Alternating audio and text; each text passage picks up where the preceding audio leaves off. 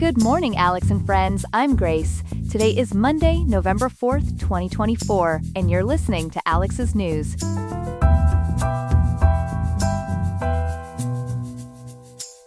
high in Riverside today will reach 76.4 degrees, with a low of 60.1, making for a pleasant autumn day.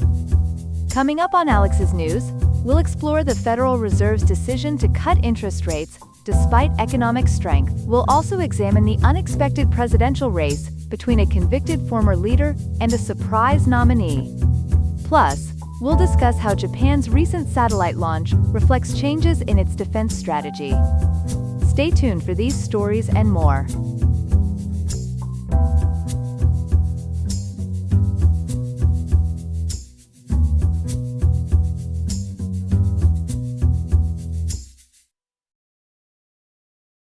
We turn now to a significant development in the world of finance. The Federal Reserve is poised to make another interest rate cut this week. Joining us to discuss this is our economic correspondent, Ethan. Ethan, what can you tell us about this expected move by the Fed? Thanks, Grace. The Federal Reserve, under the leadership of Chair Jerome Powell, is set to cut interest rates for the second time this year. This decision is expected to come at the conclusion of their two-day meeting, ending on November 7th, which is just 3 days from now. How does this compare to their previous rate cut? Well, Grace, this follows a half-point reduction that the Fed implemented in September. However, this time around, the anticipated cut is expected to be smaller, a quarter-point reduction. This would bring the benchmark rate to approximately 4.6%. That's interesting, Ethan. Usually we hear about rate cuts when the economy is struggling. Is that the case here? Actually, Grace, that's what makes this situation unique. Unlike typical rate cuts aimed at stimulating a sluggish economy, this reduction is part of what economists are calling a recalibration to a lower inflation environment. The U.S. economy is currently growing at a brisk pace, with a low unemployment rate of 4.1%. So if the economy is doing well, why is the Fed cutting rates? The primary driver for these rate cuts is the significant easing of inflation. We've seen inflation drop from a four-decade high of 9.1% in June 2022 to just 2.4% in September of this year. That's very close to the Fed's 2% target. What are economists predicting for future rate cuts? Many economists anticipate another quarter-point rate cut in December, and possibly more reductions in 2025. The Fed's goal is to set its benchmark rate at what they call a neutral level, one that neither restricts nor stimulates growth. However, it's worth noting that the exact neutral rate is uncertain, with estimates ranging from 2.9% to 3.5%. With the presidential election coming up next year, how might that impact the Fed's decisions? That's an excellent question, Grace.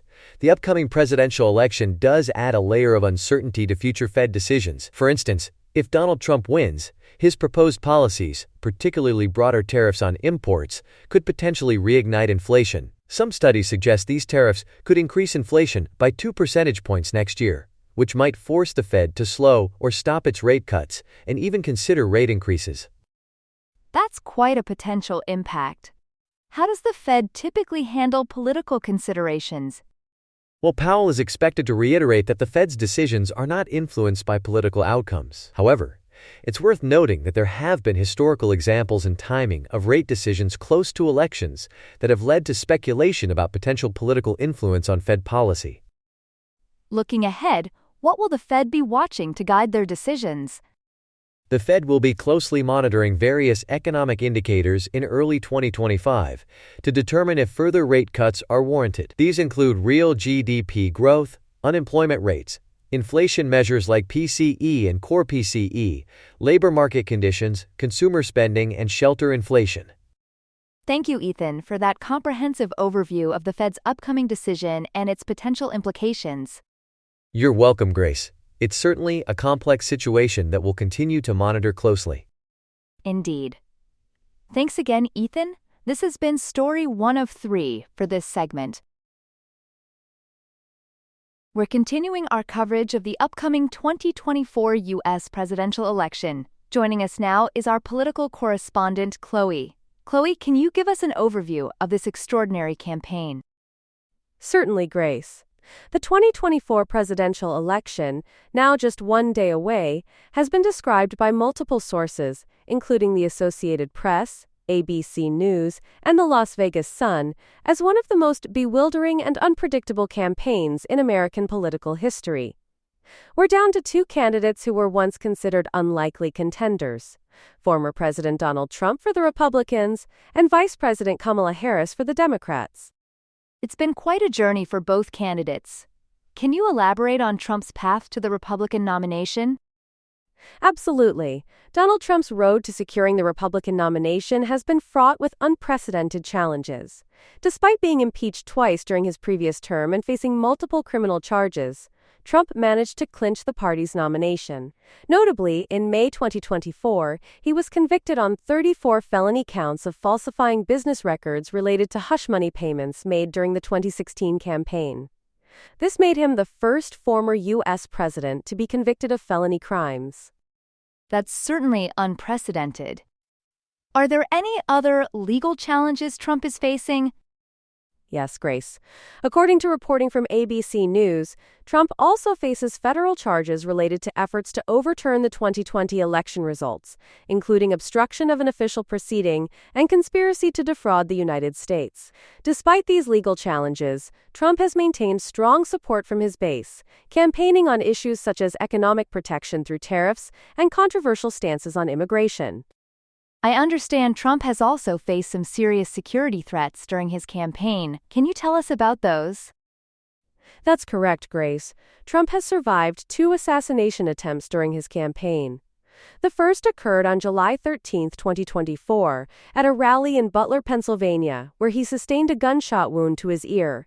The second attempt took place exactly 30 days ago, on October 5, 2024, at his golf club in Florida, where a suspect with an Alaska .47-style rifle was apprehended. That's alarming. Now let's turn to the Democratic side. How did Vice President Harris end up as the nominee?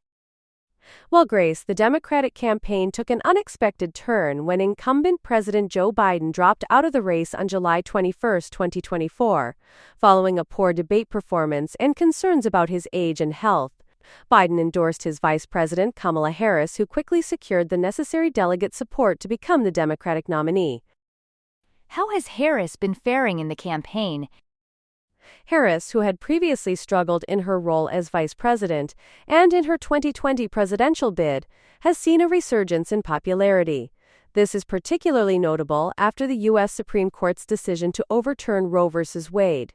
She's focused her campaign on restoring abortion rights, supporting small businesses, and continuing many of Biden's policies. She also chose Minnesota Governor Tim Walz as her running mate. How would you characterize the overall tone of this campaign? The campaign has been marked by intense polarization, Grace. Trump and Harris hold vastly different positions on key issues. A single televised debate between the candidates highlighted these stark differences, with Harris widely viewed as gaining the upper hand. Trump subsequently refused to participate in a second debate. What are some of the broader contexts surrounding this election? This election is set against a backdrop of global conflicts, foreign government hacking attempts, and widespread misinformation. There's also been significant involvement from figures like Elon Musk. The outcome remains uncertain, with pollsters and pundits closely monitoring even microscopic changes in public opinion that could swing the result in key battleground states. And what makes this election particularly significant? This election holds historical significance, as it could result in either the first female president in Harris or the first president convicted of a crime in Trump. The counting of votes may take days to determine the winner, adding to the tension and unpredictability of this extraordinary campaign. Thank you, Chloe, for that comprehensive overview of the 2024 presidential election campaign. We'll be sure to keep our viewers updated as we approach Election Day tomorrow. You're welcome, Grace. It's certainly an election like no other, and we'll be watching closely as events unfold. Indeed we will. Thanks again, Chloe. Here are some other headlines. North Carolina has set a new record for early voting turnout, with more than 4.2 million ballots cast at early in-person voting sites.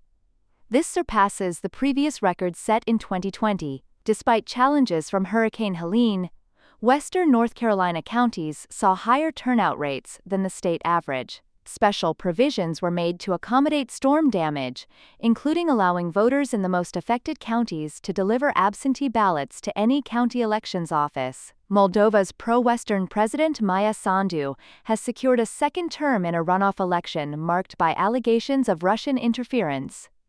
Sandu garnered 55.4% of the votes against her Russia-friendly opponent. The election was marred by claims of cyber attacks, voter bribery, and intimidation tactics. Western leaders have welcomed Sandu's victory as a step towards Moldova's European integration. In France, a trial has begun for 8 individuals accused of various roles in the 2020 murder of teacher Samuel Paty. The defendants face charges ranging from complicity in a terrorist murder to disseminating false information that led to Patsy's death.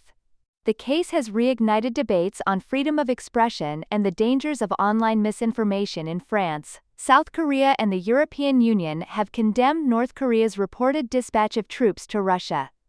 Intelligence assessments suggest North Korea has moved 10,000 to 12,000 troops to potentially join Russia's military efforts in Ukraine. This development has raised concerns about expanding military cooperation between Russia and North Korea, and its implications for global security. In Japan, the Onagawa No. 2 nuclear reactor, which had just restarted after 13 years offline following the Fukushima disaster, has been shut down again due to an equipment malfunction. The shutdown occurred just 5 days after the reactor's restart, highlighting ongoing safety concerns in Japan's nuclear industry. Officials report no radiation release, but the incident has reignited local concerns about nuclear safety. We turn now to a significant development in Japan's space program and defense capabilities. Japan has successfully launched a new defense satellite using its flagship H-3 rocket. For more on this story, we're joined by our correspondent Ethan. Ethan, can you tell us more about this launch and its importance? Certainly, Grace. On November 4, 2024, Japan achieved a major milestone by successfully launching the Kirameki No. 3 defense satellite aboard its new H-3 rocket from the Tanegashima Space Center in southern Japan. This launch is particularly noteworthy, as it demonstrates Japan's growing capabilities in both space technology and defense. That's fascinating, Ethan. Can you elaborate on the purpose of this satellite and how it fits into Japan's broader defense strategy? Of course. The Kirameki No. 3 satellite is part of Japan's efforts to enhance its military communications capabilities. According to reports, it uses advanced X-band communication technology, which allows for stable and weather-resistant data transmission. This satellite will support high-speed, large-capacity data transmission across Japan's ground, maritime, and air self-defense forces, including units deployed overseas. How does this satellite compare to Japan's existing satellite network? Well, Grace, the Kirameki No. 3 is actually joining 2 other X-band satellites already in operation. Together, they form a triple X-band communication satellite system, significantly boosting Japan's military communication capabilities. It's worth noting that this satellite is expected to start operations by the end of March 2025, which is 148 days from now, after reaching its designated geostationary orbit and undergoing testing. I see. Now, you mentioned that this satellite was launched using Japan's new H-3 rocket. Can you tell us more about this launch vehicle? Certainly. The H-3 rocket is Japan's newest flagship launch vehicle, developed by JAXA, Japan's space agency, and Mitsubishi Heavy Industries. This launch marks the 3rd consecutive successful flight of the H-3 system, after a failed debut in March 2023. It's designed to be more cost-effective and commercially competitive than its predecessor, the H-2A rocket, which is nearing retirement. That's interesting. Are there any unique features of this H-3 rocket? Yes, there are. One of the most notable features is its first-stage engine, which uses an expander bleed cycle. This is actually a world-first technology aimed at improving reliability and reducing costs. It's part of Japan's efforts to become more competitive in the international space launch market. Thank you for that explanation, Ethan. Now, this launch seems to have broader implications beyond just technological advancement. Can you speak to the strategic context of this launch? Absolutely, Grace. This launch is part of Japan's 22 security strategy. which aims to enhance the country's role in regional defense. It's important to note that Japan has had to carefully navigate its pacifist constitution in developing these military satellite capabilities. The country has justified this development through a reinterpretation of its constitution in light of evolving security needs. How might this launch impact regional dynamics? That's a crucial question, Grace. This launch could potentially impact regional stability, possibly heightening tensions with countries like China. Japan is also aiming to integrate its military satellite capabilities with those of the United States, although there are challenges in terms of interoperability. It sounds like a complex situation. Lastly, what does this successful launch mean for Japan's future in space and defense? This successful launch represents a significant step forward for Japan in both its space and defense sectors. It demonstrates Japan's commitment to modernizing its defense capabilities and asserting its presence in space. However, it's worth noting that Japan still faces challenges in balancing its space security plans with budget constraints and limitations in technical expertise. Thank you, Ethan, for that comprehensive report on Japan's latest satellite launch and its implications. You're welcome, Grace. It's certainly a development worth watching as it unfolds. Indeed it is. Thank you again for your insights, Ethan. This has been Story 3 of 3 for today's broadcast. That's all we have for now. Today's episode was made by Alexander King, with Claude Sonnet 3.5, the Perplexity API, and the Google Cloud Text-to-Speech API. I hope you have a great day. I'll see you tomorrow, Alex.